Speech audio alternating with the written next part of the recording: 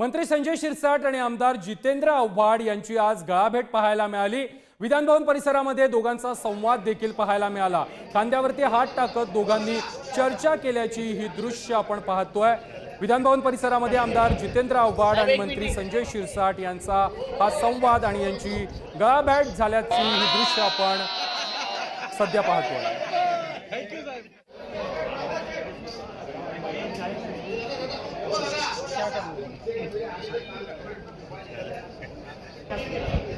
साहब एक मीटिंग